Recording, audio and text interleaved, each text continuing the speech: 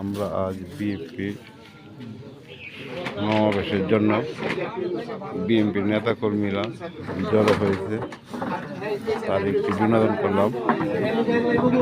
বিএনপির বিভিন্ন অঙ্গ সংগঠনের সকল মানুষ এসে, নেতাকর্মীবৃন্দ এসে তিরিশ ইউনিয়নের মদন নেত্রকোনা বিন্নি দৌলতপুর সবাই এখানে উপস্থিত হয়েছেন। বিন্নি দৌলতপুর, সিঁদুরপুর, দরিবিন্নি সহ সবাই সম্মিলিত হয়ে এখানে একটা বাংলাদেশ জাতীয়তাবাদী দলের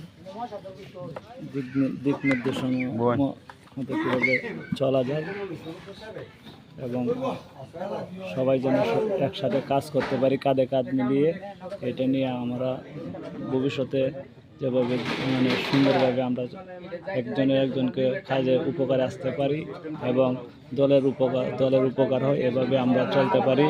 সেই মতভেদ ব্যক্ত করে এই সম্মেলনের আয়োজন করা হয়েছে। আলহামদুলিল্লাহ, সবাই দেখে সবাই লাইক করবেন, কমেন্ট করবেন, চ্যানেলটি সাবস্ক্রাইব করবেন। আমাদের জাতীয়